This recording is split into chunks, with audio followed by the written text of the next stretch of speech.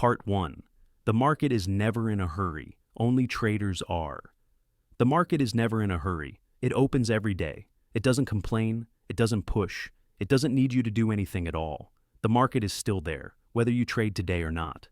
Only traders are in a hurry to make money, in a hurry to prove they're right, in a hurry to get ahead of others, in a hurry, afraid that if they don't act now, they'll miss something huge. But here's the paradox. In each individual decision, traders are always rushing. Yet when it comes to the entire trading journey, they live as if they have infinite time. I can trade tomorrow. I'll wait for a clearer setup. In a few years, I'll probably be fine. These phrases sound reasonable, calm, mature, but the truth behind them is far colder. An average trader only has a limited number of truly clear-minded years before they run out of capital confidence or mental energy. The market doesn't take your money in one day. It takes your lifetime, little by little, through loops you don't even notice. You lose one trade, that's fine. You lose a streak, still manageable. But losing in the same way, for the same psychological reason, repeating it year after year, that is the real cost. If you've been trading for 5 to 7 years, you're no longer new.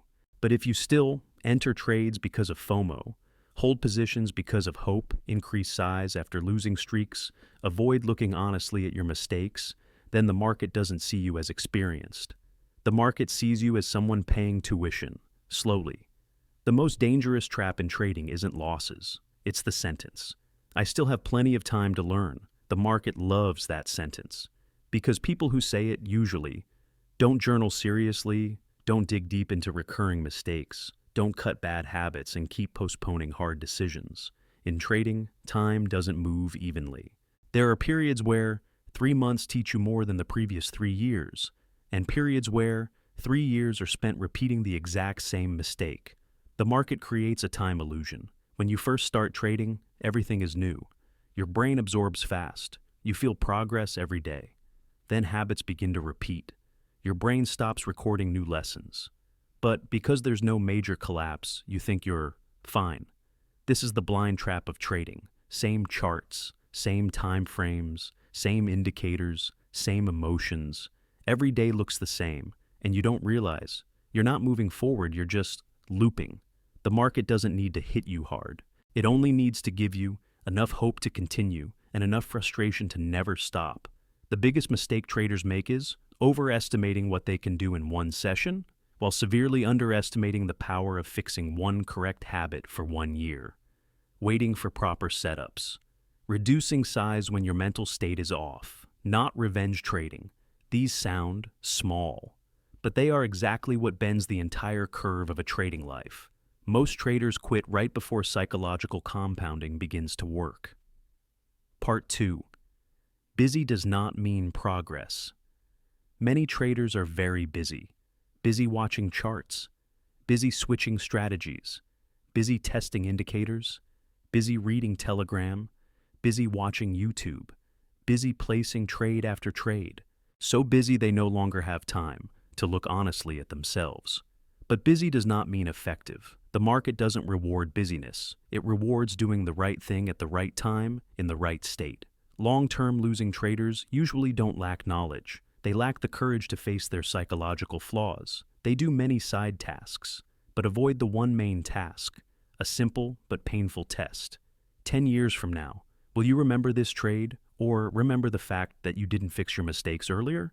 The market doesn't care how many trades you place, how many hours you're online. It only cares whether, when no one is watching, you can still keep discipline. Surviving traders understand one thing clearly. Knowing when not to trade is more important than knowing how to trade. That's why mature traders always keep 2 lists. The first list, things that help them win. The second list, things they must avoid at all costs. The second list is what keeps them alive.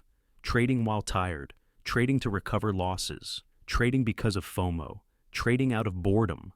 Every time you don't do those things, you're depositing money into your discipline compounding account.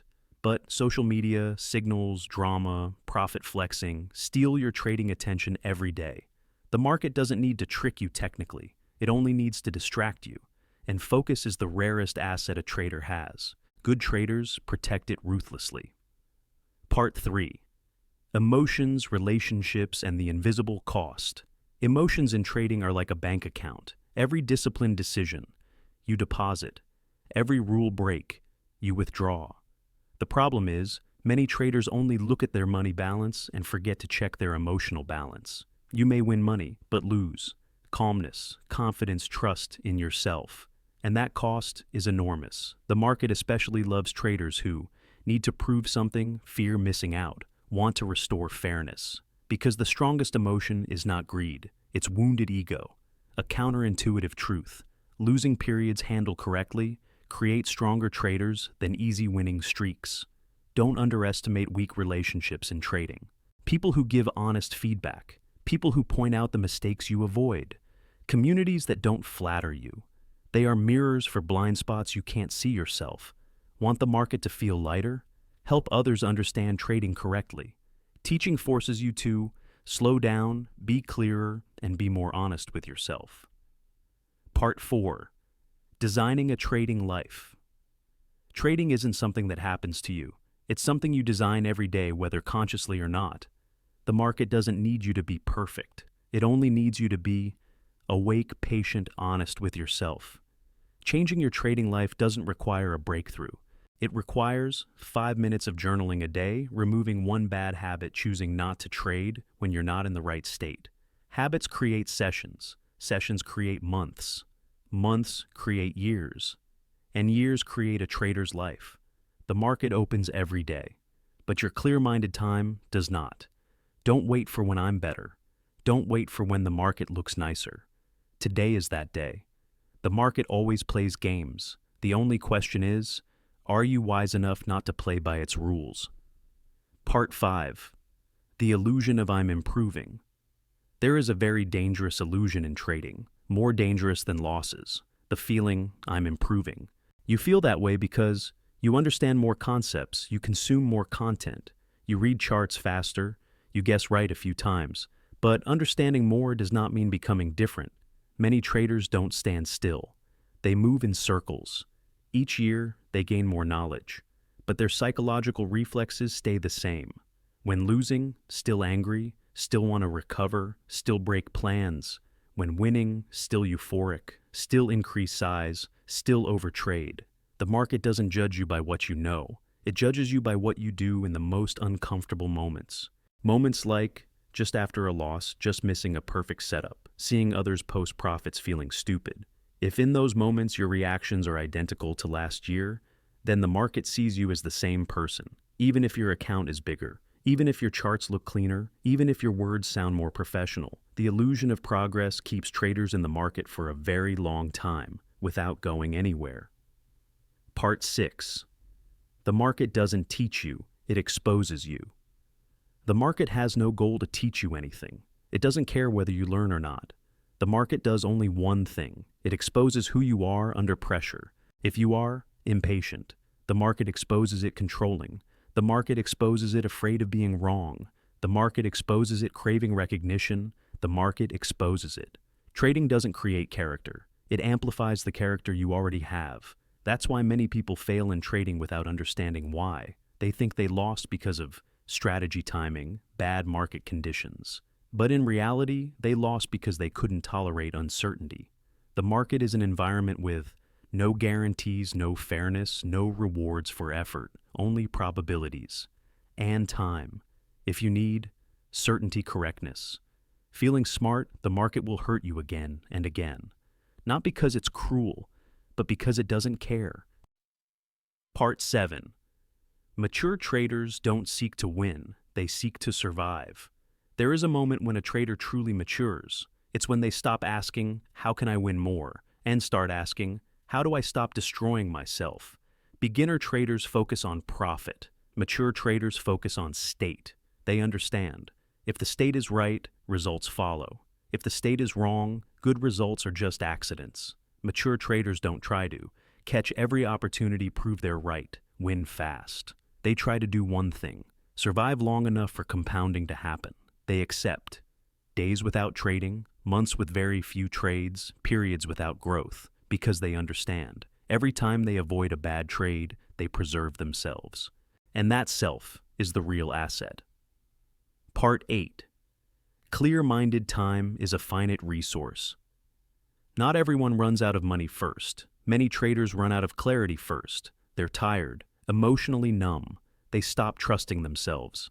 And then, no matter how good the strategy is, they can't execute it.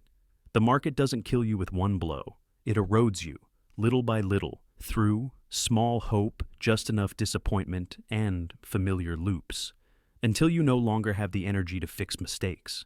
That's why the most important thing is not how long you trade, but how many years of clarity you preserve. Part 9. A quiet trading life. A good trading life is usually very quiet. No drama, no flexing, no impulsiveness. Just days of doing the right things, days of not doing wrong things, and many days where nothing happens. Mature traders don't need the market to be good. They only need it to exist. They don't wish the market were easy. They only wish they won't act stupid in moments of weakness. Part 10. Conclusion. The market opens every day. It's not in a hurry. It doesn't push. It doesn't need you. Only you are deciding every day, whether you are awake, whether you are honest, whether you dare to abandon bad habits. Trading is not a game of winning or losing. It's a long-term test of whether you have enough patience to become a different person. The market always plays games, but the real game is not on the chart. It's in your mind.